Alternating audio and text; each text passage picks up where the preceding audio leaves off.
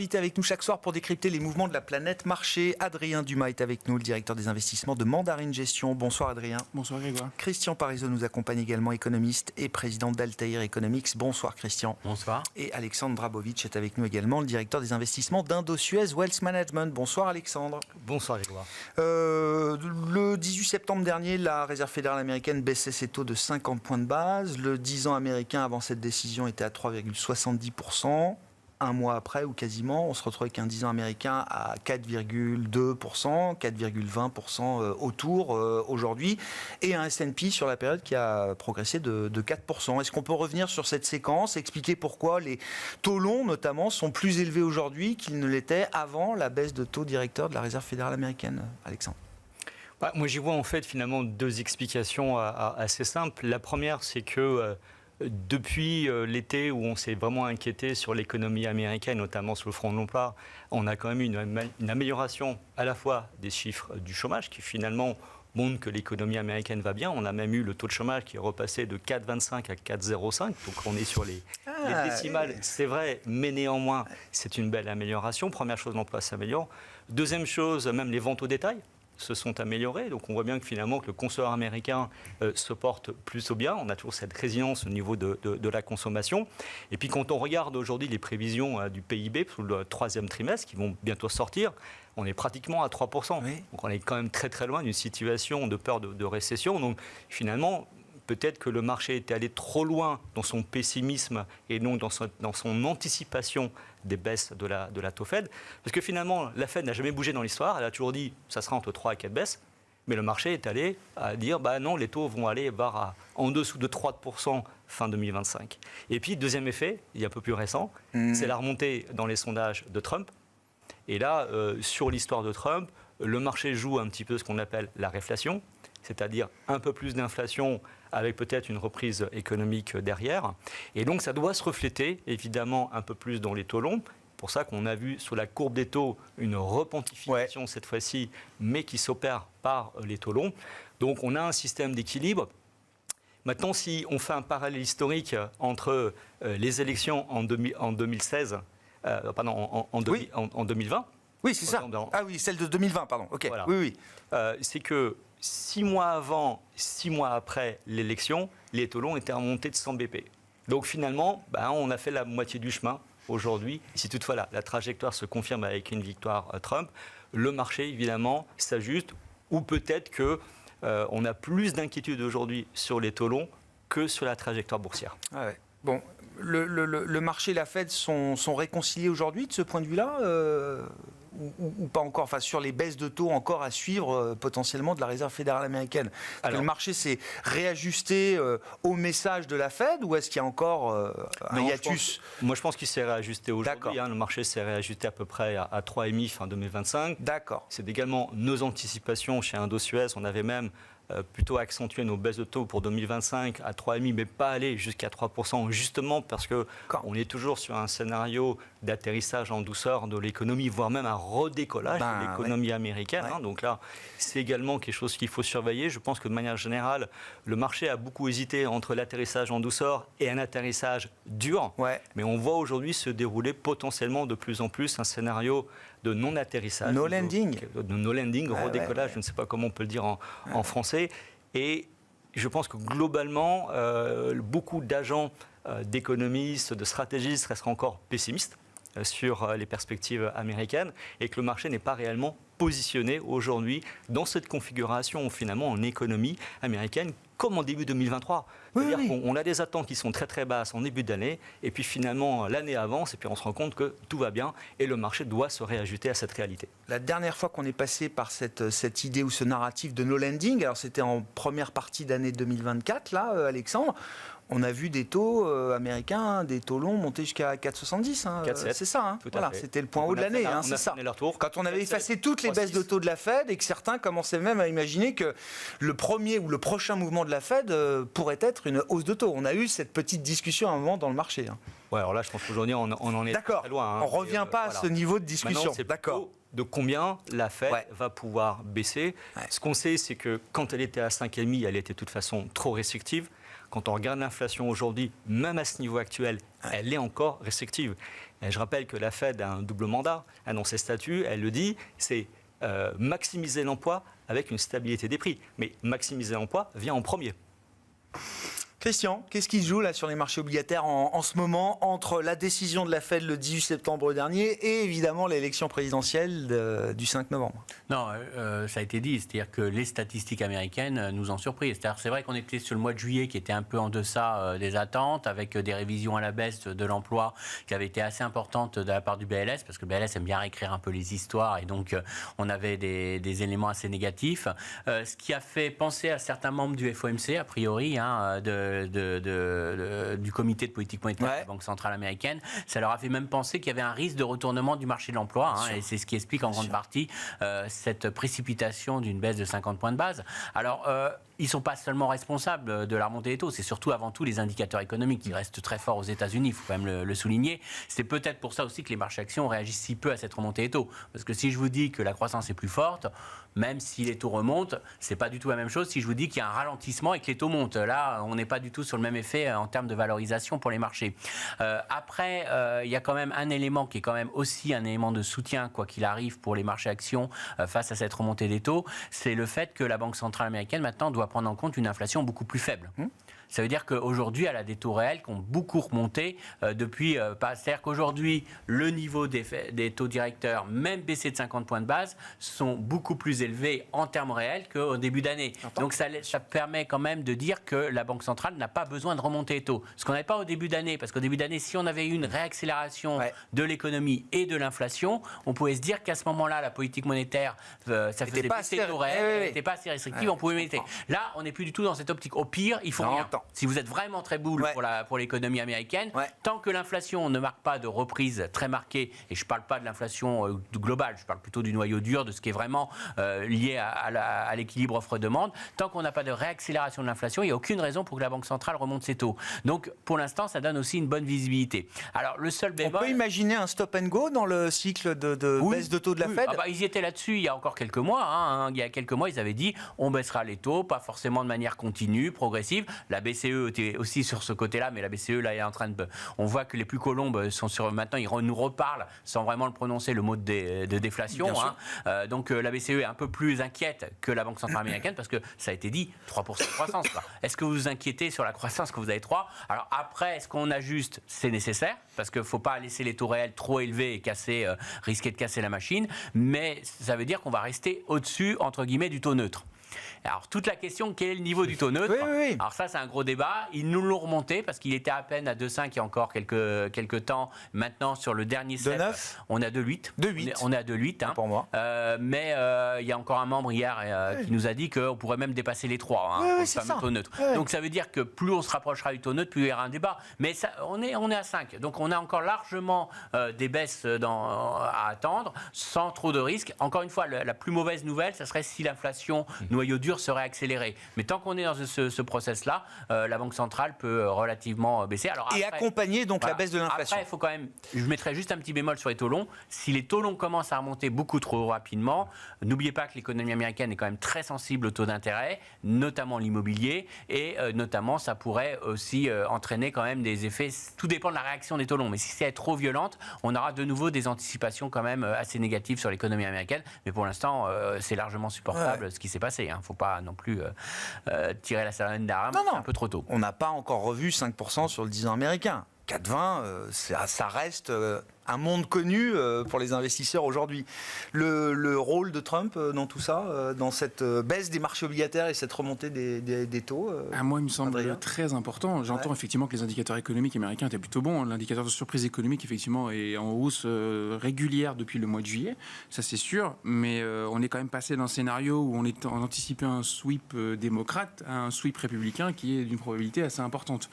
Et avec, entre-temps, quand même, Donald Trump qui a tenu des propos sur le protectionnisme un peu nouveau. On connaît le Trump protectionnisme vis-à-vis de la Chine, en tout cas avec j'allais dire, un ennemi déclaré qui est la Chine. On l'a entendu de manière très véhémente sur l'Europe, sur le Canada, sur le Mexique, qui sont quand même des partenaires économiques importants des États-Unis, et avec des risques, j'allais dire, inflationnistes importants si on remet en cause un peu les accords commerciaux qu'on a avec ces pays-là. Donc oui, je pense que ça a clairement accentué la trajectoire sur les taux. Je rappelle que dans l'histoire des 30 dernières années, il n'y a eu que 2 sweeps républicains. Donc vague rouge, vague rouge en l'occurrence, le deuxième républicaine. mandat de George Bush fils et le premier mandat de Donald Trump. À chaque fois, c'est 50 bips de taux minimum sur les 6 premiers mois de hausse sur les 10 ans. Donc, je ne sais pas quel sera le résultat et je ne sais pas comment réagiront les marchés le 6 novembre. Mais des taux, le 10 ans américain qui réagit assez violemment à un sweep rouge le 6 ou le 7 novembre, ça serait un scénario pas tout à fait... Sur quelle considération? C'est les tarifs en premier lieu. Toute la sphère économique s'accorde pour dire que des tarifs, c'est inflationniste par nature. C'est inflationniste. Une politique migratoire contrôlée, c'est aussi inflationniste. Donc ça apporte effectivement un nouveau scénario qui n'était clairement pas celui qu'on avait en tête effectivement il y a 2 mois, où on avait un candidat démocrate plutôt en avance et pas ces débats autour effectivement de toutes ces politiques inflationnistes. Donc ça change fondamentalement quand même la perspective sur les taux à court et moyen terme. C'est vrai que les dernières attaques, alors c'était la semaine dernière, il était à l'Economic Club de Chicago, je crois, rediffusé par Bloomberg. Il parle, moi je l'ai entendu beaucoup parler, comme vous dites, de l'Europe, des Mercedes allemandes, etc. Enfin, il revient sur cette obsession de voir trop de Mercedes sur la 5e avenue à New York.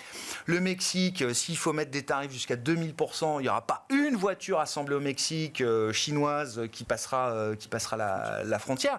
Et même pour être bien dans le monde de Trump, il le dit aussi clairement que ça. C'est-à-dire, nos alliés ont plus profité de nous sur le plan commercial que nos ennemis. Oui, non, c'est une vraie posture. Alors après, on connaît Donald Trump, il a des mots toujours très forts, et puis après, on arrive à quelque chose d'un peu plus pragmatique. Ça a été quand même sa méthode entre 2016 et 2020. En tout cas, là, quand on pose fondamentalement les faits, il y a quelques estimations qui ont été faites. On estime que l'impact sur le BPA aux États-Unis, ça pourrait être de l'ordre de 3-4% de ces mesures tarifaires. Et là, par contre, on a les impacts potentiels sur la trajectoire d'inflation, et les économistes qui parlent de 60, 70 bips, 80 bips supplémentaires sur le 10 ans. Donc, c'est pas neutre. Ouais. Et donc, pour le marché action, ce ne sera pas forcément une bonne nouvelle. 2016 avait été au-delà des premières heures, un peu agité, le marché action avait trouvé ensuite un sens assez directionnel à la hausse, quoi. Tout à fait. Après, c'est aussi beaucoup de relatifs. On a, dans la même période qu'on analyse là depuis le mi-septembre, on a quand même un marché américain qui a nettement superformé tous les autres marchés, avec en plus un dollar qui s'est renforcé. Donc l'Europe a pris du retard, le Japon a pris du retard. On parlera de la Chine, il y a eu un peu d'embellie, mais dans l'ensemble, ça a pris du retard par rapport au marché américain. Donc on voit bien cette prépondérance de, aux États-Unis, on va mettre tout en place pour relocaliser, recréer une dynamique, accentuer le Make America Great Again, qui a quand même donné de bons effets entre 2016 et même qui continue à perdurer jusqu'à aujourd'hui. Donc est-ce que c'est très négatif pour les actions américaines à court et moyen terme que les taux et que cette politique très protectionniste soit mise en place? La question est ouverte. Est-ce qu'on est toujours dans l'idée que l'exceptionnalisme américain permet tout, permet encore Trump demain à la Maison-Blanche avec potentiellement un congrès républicain, ou est-ce qu'il y a quand même des limites à cette idée-là pour le marché aujourd'hui, Alexandre? Ce qu'on peut dire aussi, c'est que sur l'histoire des tarifs, il va y avoir beaucoup d'annonces. Je pense que Trump aime évidemment choquer l'opinion et faire un peu le buzz sur les réseaux. Là-dessus, il est très bon. Mais il y a quand même des forces de rappel aux États-Unis. Donc je rappelle quand même que le président américain a quand même un congrès et qu'il y a quand même beaucoup de tarifs douaniers qu'il faut faire passer par le congrès. Pour ça, qui sera aussi très important dans ces élections américaines, c'est où va être le pouvoir au Congrès. On réélit entièrement la Chambre, un tiers du Sénat. On sait que le Sénat il va rester chez les Républicains. Ouais. On verra en fait pour la Chambre des représentants.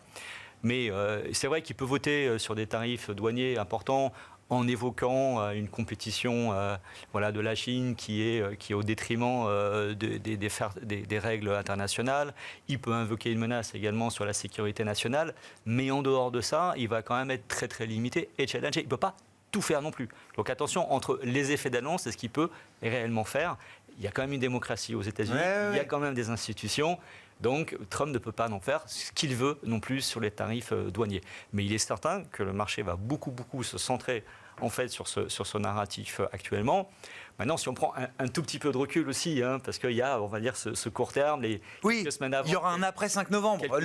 Oui. Bon, je ne sais pas si ce sera le 5 novembre, sinon, ce qu'il va falloir attendre. Moi, je dis toujours, la macro et les fondamentaux des entreprises reprendra un petit peu le cycle, le dessus aussi. Voilà. Bon. Et de ce point de vue-là, il n'y a pas... Oui, on revient à la discussion précédente, mais le cycle économique américain reste quand même, pour l'instant, sur une dynamique porteuse, quoi. Il est très très bon, prévision de croissance, même sur 2025, sur la croissance américaine, et aux alentours encore de 2%. Ouais, c'est ça, 2,2, là, c'est les dernières projections du FMI pour 2025, États-Unis, 2,2. Optimiste, mais... donc on reste toujours sur l'exceptionnalisme américain. On reste encore sur des investisseurs et notamment les investisseurs américains qui restent quand même très investis sur leur marché, à commencer par les entreprises elles-mêmes. Ce chiffre qui est quand même incroyable, je le disais encore ce matin, c'est que sur l'année 2024, le chiffre global des rachats de titres aux États-Unis, c'est 1000 milliards. Jamais vu. Il va y en avoir 100 milliards qui vont être exécutés ce mois-ci au mois de novembre. Le mois de novembre, c'est le mois où le programme le plus important, le plus important dans l'année sur l'entreprise, parce qu'ils sont peut-être un petit peu en retard et donc il faut accélérer les rachats. Et puis l'investisseur privé américain, le retail, est toujours en manette. Sur la logique de tarifs, je sais pas, je vois des estimations. Je crois que le FMI estime que si on est vraiment dans un monde où les tarifs fleurissent à nouveau, ça peut coûter jusqu'à 0,6 points de croissance. Croissance mondiale annoncée à 3,2% encore l'an prochain.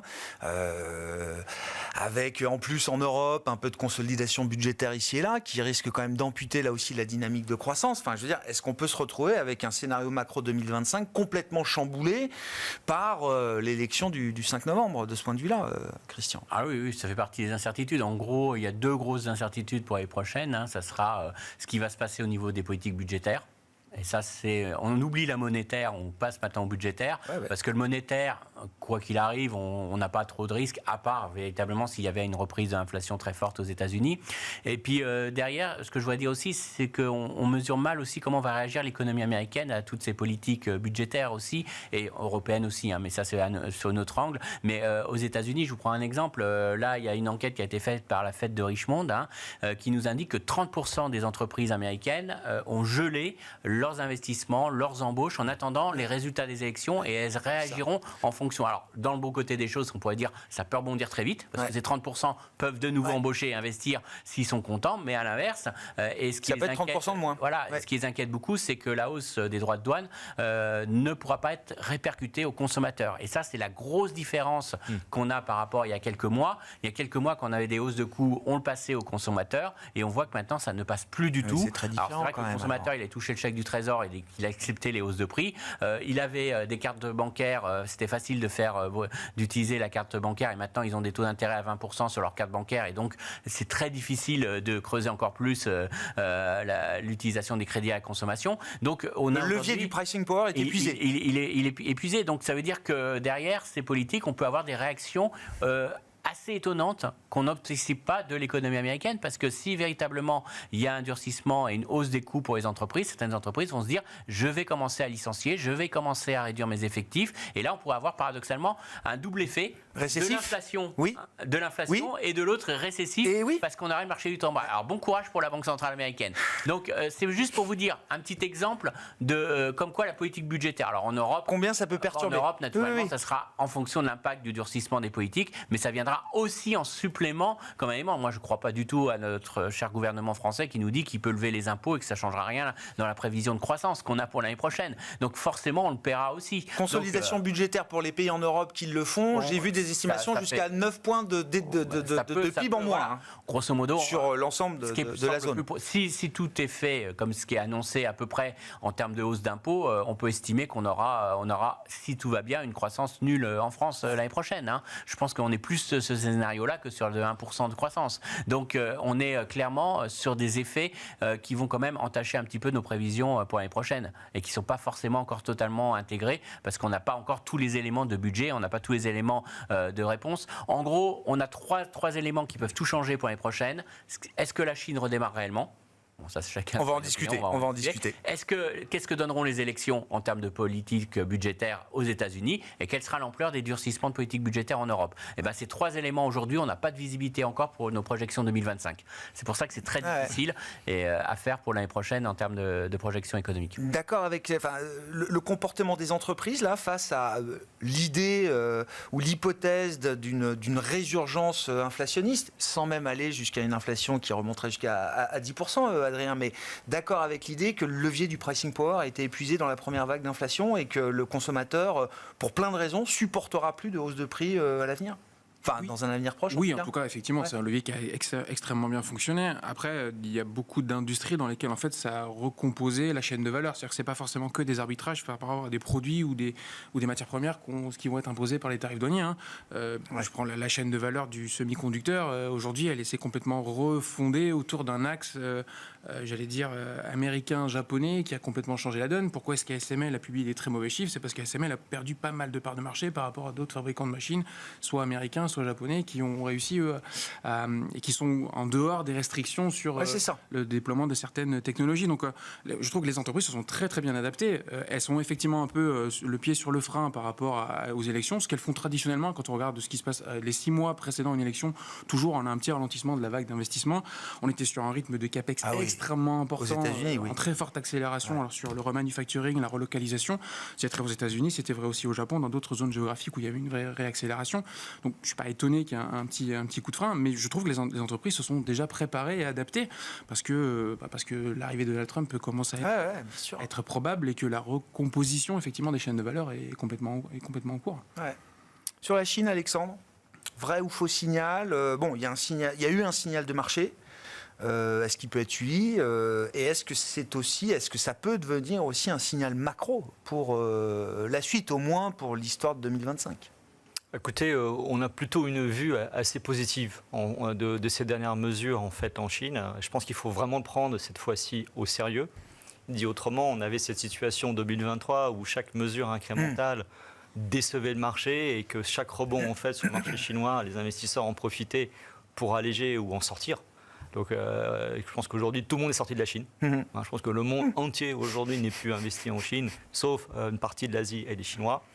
Là, aujourd'hui, quand on voit les effets d'annonce, je pense qu'il y a un changement fondamental dans ce que moi j'ai essayé de nommer les Chinomics, en référence à Abenomics, ce qu'a fait le Japon en 2014 avec son Premier ministre, avec les fameuses 3 flèches. Donc là, on a eu la première, la flèche monétaire, qui est relativement puissante et qui est vraiment cette fois-ci dans le but de restaurer la confiance. Peut-être différent en fait dans le message aujourd'hui, c'est pas forcément d'augmenter la croissance, c'est d'abord restaurer la confiance.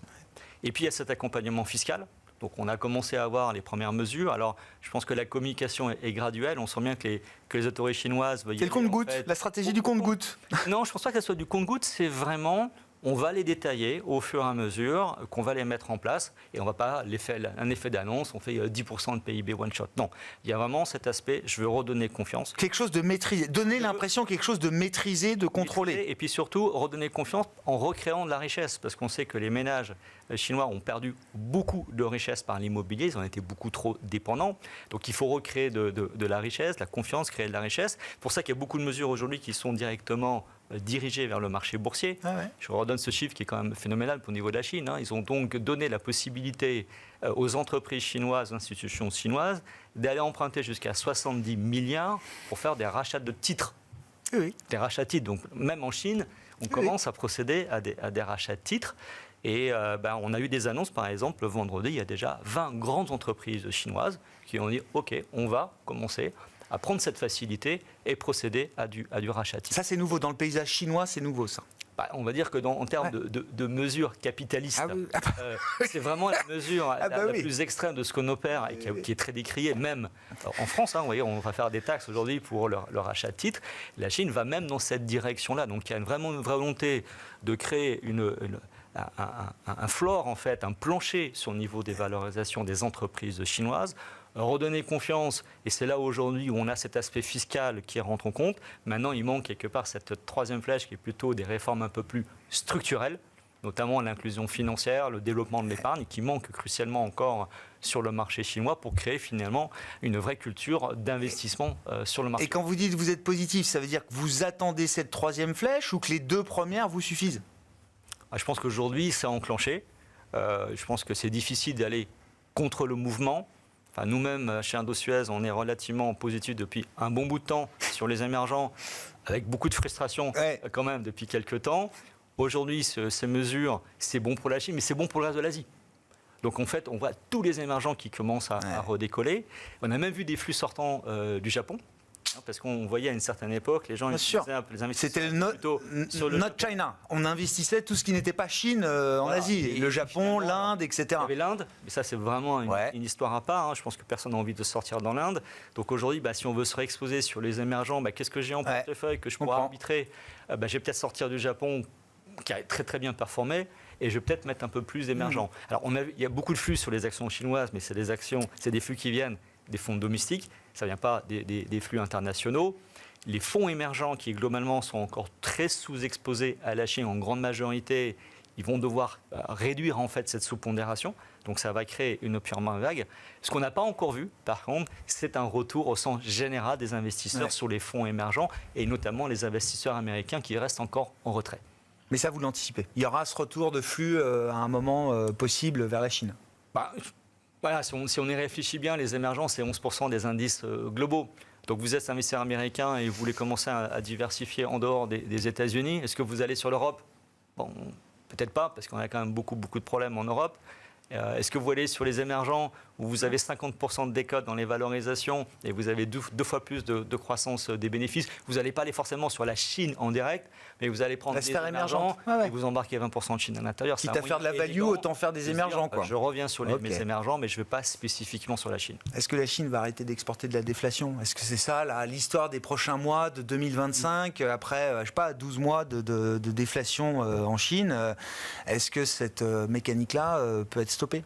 Mais en tout cas, c'est ce qui a fait, à mon avis, le plus réagir le gouvernement chinois. Parce que encore en juillet, ils nous vendaient une reprise par les exportations. L'idée était relativement simple. Je stimule mon industrie, je les aide. Alors sous le plan, il faut saturer les capacités de production. Je les aide, ils augmentent leurs exportations. Du coup, ils embauchent et du coup, ça va relancer la demande intérieure. Donc, c'était pas du tout l'idée. Je résous mes problèmes internes, je stimule ma demande intérieure. C'était l'idée. Je relance par l'exportation et on voit que ça atteint les limites. Ouais. Et les principales limites, alors c'est peut-être le fait qu'on met des barrières douanières, mais je pense que c'est pas ce qui a fait le plus peur au gouvernement chinois, c'est le recul des profits des entreprises chinoises. Et ça les a beaucoup inquiétés parce que les entreprises chinoises n'ont pas réussi à exporter autant que ça. Elles ont des taux d'utilisation et de capacité de production très très basses. Alors ça pénalise lourdement l'Allemagne puisqu'ils ne leur vendent plus de biens d'investissement parce qu'il n'y a pas de nécessité pour l'instant. Et derrière, ils se sont aperçus que les profits baissant, un mouvement de déflation s'installant, là ils étaient dans un risque majeur sur leur économie. Et que ça à la japonaise, quoi. Voilà. Alors donc je pense que c'est ça qui les a fait changer de stratégie. C'est pour ça que je suis assez d'accord. Il y a un changement profond de stratégie. À prendre en compte. À prendre en compte. C'est-à-dire que ce n'est pas un effet d'annonce seulement, il y a un changement profond de stratégie. Et je pense qu'un des éléments qui est peut-être passé un petit peu inaperçu, c'est le fait que le gouvernement s'est engagé à atteindre son objectif de croissance, quel qu'en soit le prix. Whatever it takes. Le mot, Whatever it takes. Copyright Mario Draghi, voilà. parce que ce terme a été beaucoup utilisé depuis, mais le vrai Whatever it takes, ça reste Mario Draghi, juillet 2012. Oui, mais il y a un peu de ça quand même. Dans leur communication, il y a un peu de ça. Et donc, ça veut dire, ils feront des chiffres qui montrent qu'il y a 5% de croissance. Mais on ne se met pas en face. Mais on ne se met pas en face parce qu'ils ont quand même de la flexibilité budgétaire nécessaire. Par contre, peut-être, l'élément qui déçoit les marchés, c'est qu'ils n'ont pas dit je vous dis tout ce que je fais pour le faire. Quoi. Je sens qu'ils vont y aller pour vraiment atteindre cet objectif. Il faut tout pour atteindre cet objectif, mais ils ne veulent pas nous annoncer à l'avance combien ils vont mettre, combien ils vont faire, parce qu'ils ne veulent pas non plus faire une surréaction de l'économie et ce n'est pas ce qui est recherché. On fait nos 5% de croissance, on fera autant de déficit que nécessaire pour faire les 5%.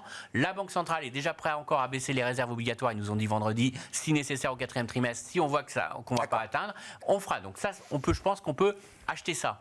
Par contre, mais ils ne veulent pas recréer la bulle. Ils veulent pas recréer. Je crois que le gouverneur de la Banque centrale chinoise. Une réaction de l'économie derrière qui pourrait faire du 10% et puis derrière rechuter aussitôt. Quoi. Il a dit on veut une croissance économique stable et un rebond modéré des prix. Voilà, tout est dans le modéré des prix. Ils ne veulent pas basculer non plus dans l'excès inverse. Il faut parier contre eux. Qui a été. C'est là où j'y crois pas. Non, j'entends bien. Sur la Chine, qu'est-ce que vous dites et qu'est-ce que ça peut avoir comme impact sur les marchés globaux? Est-ce que c'est une histoire de 2025 Et est-ce que ça peut être une histoire pour des entreprises européennes qui ont beaucoup souffert, qui ont beaucoup été pénalisées par ce facteur chinois ces dernières années, Adrien? Alors, oui, je pense que ça peut être une histoire 2025. Je pense quand même que dans la volonté d'égrener progressivement les réformes, il y a aussi l'attente de savoir qui sera de côté administration américaine, parce que ça change quand même un peu la donne entre, même si, j'allais dire, l'administration Biden comme l'administration Trump ont progressivement monté les barrières douanières vis-à-vis de la Chine. Je pense qu'ils ont quand même plus à craindre d'une administration républicaine qu'une administration démocrate. Donc je pense que la puissance du bazooka dépendra aussi un peu de qui est côté américain. Après, les moteurs, j'allais dire, d'innovation, de différenciation et d'export sont pas là. La vague de l'IA, qui est la nouvelle grande innovation qui est en train de se déployer sur la planète, pour l'instant, la Chine est en dehors du jeu. À ce point ils ont en tout cas des difficultés à accéder aux matières premières, aux puces de Nvidia, même si Nvidia en fabrique certaines à destination de la Chine. Donc on sent bien que pour l'instant, en tout cas, ils sont en retard. Tous les grandes réussites industrielles sur le véhicule électrique, toutes les technologies liées à la transition écologique, les barrières douanières sont là et pour l'instant, ils ont du mal à les exporter aux États-Unis, progressivement l'Europe, mais aussi des barrières douanières. Donc j'allais dire, l'attrait pour le marché chinois reste très centré sur l'indice de la tech chinoise. C'est celui qui a été historiquement le plus volatile et qui a eu le mieux performé. On a du mal à voir quels seraient les composants aujourd'hui, les industries qui naîtraient de cette innovation et qui permettraient à la Chine de retrouver une attractivité. Je rajoute à ça que je pense que les investisseurs internationaux et particulièrement les investisseurs américains considèrent aujourd'hui que la Chine est quasiment non investissable. C'est-à-dire que ce qu'on a vécu pendant de l'entrée de la Chine dans l'OMC jusqu'à 2020, j'ai du mal à le voir se répéter. Et l'attrait de manière générale pour la Chine, c'est aujourd'hui un pays qui est d'un point de vue militaire, autrement plus armé que ce qu'il est avant, avec une volonté d'expansion géopolitique, et qui change un peu la donne sur la perception qu'on a en tant qu'investisseur américain, que les fonds de pension américains, par exemple, ont vis-à-vis de la Chine. Donc je ne vois pas le même attrait pour les investisseurs internationaux d'investir sur la Chine. On a politisé l'investissement en Chine, d'une certaine manière. Clairement. C'est pas juste l'idée d'une embellie conjoncturelle qui va complètement modifier cette façon de penser des investisseurs globaux aujourd'hui. La Chine, depuis de nombreuses années dans mes portefeuilles, c'est un sujet de discussion permanent avec tous les investisseurs qui se disent un minimum responsable ou qui ont ce sujet en tête dans leurs allocations. Donc voilà, après que 2025 soit une fenêtre d'opportunité, oui, c'est possible. De nouveau, je pense qu'il y a encore quelques questions qui sont sur la table, et notamment qui sera à la tête de l'administration américaine. Oui, non, mais il y a plusieurs plans possibles, j'imagine, peut-être pour l'après 5 novembre côté chinois.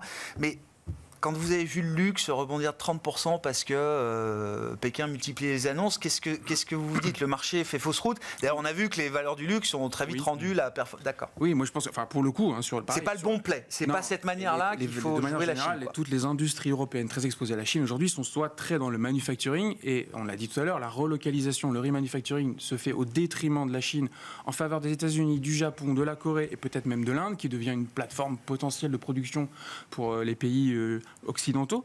Et la consommation, il y a un vrai message de favoriser la consommation locale. Donc oui, j'ai du mal à voir dans quelle mesure ça va être un soutien pour des industries européennes qui ont très longtemps bénéficié du débouché marché chinois, et aujourd'hui j'ai du mal à voir quel va en être le driver et le moteur.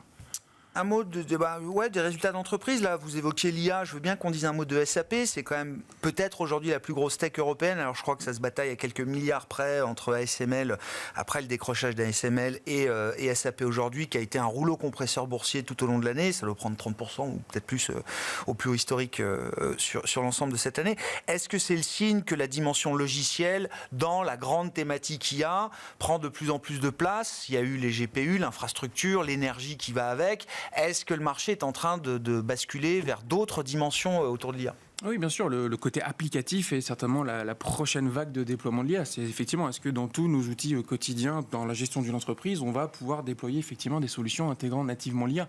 Et on a suffisamment de pistes, et j'allais dire même un peu plus que de pistes, pour se dire que oui, il y a des applicatifs qui vont être monétisés, qui vont être rentables, enfin qui vont pouvoir permettre de créer de la rentabilité pour ceux qui déploient ces applications. Non, la question est encore sur la table. C'est un peu la question qui a animé les marchés dans le courant du mois de juillet, où s'est posée la question de la monétisation et de tous ces investissements, de la course menée par les 5 grands leaders de la tech qui pour l'instant visent à avancer leur pion et à matérialiser un leadership, mais dont la monétisation viendra dans les années à venir.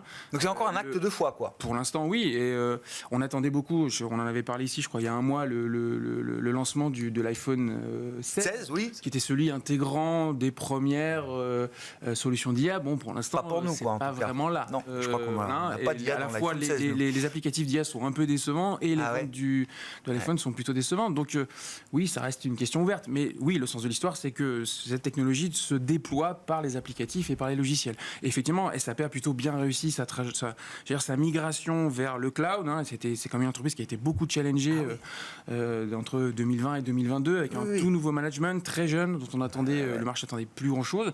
Et l'exécution est effectivement remarquable depuis 3 ans. Donc voilà, c'est un retour sur le devant de la scène. Il y a eu un retournement. Je ne dirais pas encore que c'est un leader de l'IA. Non. Mais partant effectivement d'un positionnement qui était un peu dépassé il y a quelques années maintenant. Sur l'IA, les logiciels, SAP. Oui, alors après, c'est aussi... SAP versus ASML. On n'a pas beaucoup de choix d'investissement en Europe sur ce secteur-là. Donc, c'est vrai que les gérants n'ont pas le choix. C'est-à-dire que si vous ne pouvez pas jouer sur Microsoft et que vous êtes obligé d'investir en Europe et vous voulez jouer la thématique de l'IA, vous êtes un peu obligé de surpayer peut-être ces valeurs-là. ASML était très clairement survalorisé, mais parce que c'était le seul moyen de jouer le Nvidia européen, entre guillemets. Parce qu'on voit et on a vu que ce n'était pas la même chose. Donc, ASML se retrouve pénalisée parce qu'elle est la seule valeur en fait à pouvoir apporter. On l'a payé très cher parce qu'on ne pouvait pas de l'IA dans les portefeuilles européens. Quoi. Et clairement, on s'est aperçu que finalement, il y avait aussi d'autres problèmes, d'autres problématiques qu'on avait un petit peu sous-estimées derrière tout ça. Et je pense que SAP, c'est un peu la même chose. Oui, SAP profite très clairement de l'IA, mais ça reste une petite partie de son activité. Et c'est pas du tout la même chose par rapport à un Amazon, à la partie Amazon Web Service, je parle, et puis ou un parti Microsoft qui ont nettement, ou même à son niveau, au niveau de Facebook. Donc c'est pas du tout la même chose quand on investit sur ces valeurs américaines qui sont beaucoup plus exposées, beaucoup mieux pointues sur ce segment-là, qui profitent beaucoup plus de l'intelligence artificielle. Moi, par exemple, je vous prends l'exemple de Meta. Meta, là, on a quand même, au moins, vous y croyez ou vous y croyez pas de l'intelligence artificielle, mais au moins Meta a montré que par l'intelligence artificielle, ils contournaient le gros problème qu'ils avaient eu, c'est-à-dire que l'interdiction tout ce qui était tracking, notamment via Apple, et maintenant ils ont un modèle d'intelligence artificielle qui permet de cibler en fonction de votre comportement que vous avez sur les réseaux sociaux, et donc ils savent votre âge, votre sexe et tout ça en fonction de ce que vous regardez. Oui, mais il n'a plus besoin de vous traquer, il n'a plus besoin de savoir qui vous êtes. Grâce à l'intelligence artificielle, il peut de nouveau cibler la publicité. Donc on peut dire que pour Meta, l'intelligence artificielle a un élément, parce que tout le monde... Il y a une application. Voilà, il y a une application et qui rapporte, puisque ça lui permet de cibler. Et ça, c'est même un avantage aujourd'hui, parce que tout le monde pouvait mettre un petit tracker sur votre ordinateur avant, et parce que c'était facile, c'était pas coûteux. Là, maintenant, il faut avoir tout le background de cette intelligence artificielle, et donc Meta dit, voilà, mes concurrents, j'en ai plus parce que je suis en train de les écraser grâce à ça. Donc, c'est quand même un investissement qui est porteur. Donc ça, avant qu'en Europe, on ait des sociétés qui offrent la même chose, on voit que ça sera très compliqué. Donc, après, il y a d'autres manières. L'énergie Schneider, c'est peut-être une entreprise IA. C'est le même niveau Schneider. Là, vous jouez... Vistra est la première performance boursière du S&P 500. Vistra, ils font de l'énergie propre et du nucléaire. Vous jouez la thématique Nvidia, c'est-à-dire que vous avez soit la thématique, je joue l'investissement pour mettre les centres de données, je joue la capacité de calcul, et après vous avez la deuxième phase qui sera la thématique, je joue les éditeurs de logiciels qui profitent de cette capacité de calcul pour le monétiser. Et c'est là ce qui a été dit, c'est-à-dire que ça, on est encore dans un point d'interrogation, est-ce que ça sera rentable? Mais de toute façon, la première partie, elle est là, parce qu'il y a des investissements massifs. Donc vous pouvez jouer déjà le fait qu'on vend les pelles. Après, on verra si on trouve de l'or. Ça sera autre chose. Vistra, plus de 150% depuis le 1er janvier, alors que Nvidia ne fait que plus 180%. C'est pas la même taille d'entreprise. Je pense que Vistra doit être 100 fois plus petit que Nvidia aujourd'hui. Comment on se positionne en termes d'investissement là, pour le compte des clients privés aujourd'hui, Alexandre? Est-ce qu'on reste dans une logique pro-risque ou est-ce qu'on a envie d'être exposé, d'organiser ou de réorganiser les portefeuilles peut-être aujourd'hui? Nous restons effectivement aujourd'hui chez Indosuez plutôt pro-risque, dans un scénario qui reste très constructif pour la macroéconomie. Le but du jeu pour des clients privés n'est pas non plus de débrayer et de rembrayer à quelques semaines près. Donc on essaie de garder le cap. Il faut, quelque part dans ce marché, il faut garder un petit peu la tête froide. Je pense l'histoire a montré qu'on peut avoir effectivement beaucoup de volatilité. En fait, déjà, tous les pronostics ont été déjoués. Tout le monde avait dit septembre-octobre, la saisonnalité est très très mauvaise, ça va passer sur les marchés, il y aura la volatilité sur les élections, c'est l'inverse qui s'est passé. On a un petit peu ce phénomène aujourd'hui, et moi je le sens même sur certains clients. Quand le marché commence à baisser, ils disent « Ah, enfin, c'est normal que ça baisse », et puis quand il commence à remonter, ils disent « Mais j'en ai pas assez. C'est pas possible, ça Donc, remonte déjà. Ça remonte déjà. Donc Cet été, année, elles ont été, la recovery en V du marché a été spectaculaire. Il fallait m'attraper. Ah oui, ça a été fallait être là le 5 août. très court. D'où le fait que quelquefois, finalement, la décision de rien faire et de garder son cap, c'est peut-être finalement la meilleure. Maintenant, il faut garder effectivement toujours en tête que sur les élections américaines, il y aura certainement beaucoup de chamboulements au niveau sectoriel. Ça peut-être plus que la direction du marché, c'est plus la décomposition sectorielle. Et puis c'est surtout aussi entre les grandes capis et les petites capis. Ça, c'est un deuxième axe que nous avons pris en fait sur nos gestions de portefeuille. C'est pas qu'on a sorti ce qu'on avait sur les grandes capitalisations, c'est-à-dire qu'est-ce que j'ai en portefeuille aujourd'hui que je n'ai pas ou qui est sous-évalué et qui a un potentiel de rattrapage. On sait que les petites capitalisations aux États-Unis sont en très très fort décote. Alors, il y a une raison aussi, il y a 40% de la cote qui n'est pas profitable, mais vous avez quand même beaucoup de valeurs de qualité au sein des petites capitalisations et nous pensons qu'elles sont attractives et on voit une diffusion de cette performance aujourd'hui. Donc c'est une façon de jouer la diversification au sein des États-Unis en repondérant peut-être un petit peu les secteurs, les petites capitalisations et continuons à penser que la meilleure diversification après les États-Unis, ça reste... C'est les émergents. Donc on a ce moteur émergent qui est en train de s'allumer. Il nous manquait l'État Chine. On arrive à la fin de l'émission, on n'aura pas beaucoup parlé de l'Europe avec tout ça. La logique action, ou je sais pas, peut-être que c'est bon signe pour demain, j'en sais rien. Si plus personne en parle, peut-être qu'à un moment... Une bonne surprise. Le stock 600 est au plus haut historique. Malgré tout. Qu'est-ce que logique action? Est-ce qu'il y a des choses qui changent là, un peu en profondeur et qui méritent d'être réajustées peut-être dans les stratégies Non, vous avez parlé du nucléaire, c'est un sujet... nucléaire qui malheureusement quand même est en termes de non-coté d'entreprise avec de la vraie rentabilité peu européen. Il y en a beaucoup aux États-Unis, il y en a beaucoup des nouvelles aux États-Unis aussi, avec toutes ces technologies autour des réacteurs nucléaires. C'est Google, je crois, qui va fabriquer lui-même ces petits SMR, je crois. Avec Kairos. Oui, mais bien sûr. Je vais très vite dans l'histoire. Mais... Le premier est prévu pour 2026. C'est une technologie General Electric Toshiba, donc grand spécialiste historique du nucléaire. Il va être dans l'Ontario. On verra si ça fonctionne. Mais ça arrive. Donc les GAFA vont relancer le nucléaire dans le monde. Ça répond à un besoin des demandes d'électricité. Aujourd'hui, il n'y a pas un projet de centre de données dont la première contrainte, c'est s'assurer que la production électrique soit au rendez-vous. C'est d'ailleurs ce qui fait certainement l'attractivité de l'Espagne aujourd'hui en Europe, qui a une capacité de production électrique extrêmement importante avec des panneaux solaires. Et des projets de data center qui se comptent en dizaines de milliards d'euros en Espagne aujourd'hui. L'Espagne est redevenue extrêmement attractive. Le marché espagnol est à plus 20% depuis le début de l'année. Booming. Ouais, exactement. C'est devenu un pays où on a eu fait un peu de réforme et en plus un peu d'attractivité industrielle. Un exemple à suivre, c'est le bon élève espagnol en Europe. Et juste pour conclure sur l'énergie, on me donnait ce chiffre quand Microsoft a contracté sur 20 ans pour récupérer l'énergie produite par la centrale de 3 Mile Island, qui va être ouverte pour cette occasion. Ils ont contracté, coût de transmission compris, à $130 du mégawattheure. Aux États-Unis, le prix de marché, c'est entre la côte Est et la côte Ouest, c'est à 40, 50, $60. Ils payent 2-3 fois le prix du marché pour accéder à cette énergie propre pendant 20 ans. Propre et puis stable, surtout. Eh bien oui, bien sûr. On connaît les avantages du nucléaire, je crois. C'est ça qui est joué de plus en plus. Merci beaucoup, messieurs. Merci d'avoir été les invités de Planète Marché ce soir. Adrien Dumas, Mandarine Gestion, Christian Parizeau, Altair Economics et Alexandre Drabovic, Indo-Suez Wealth Management.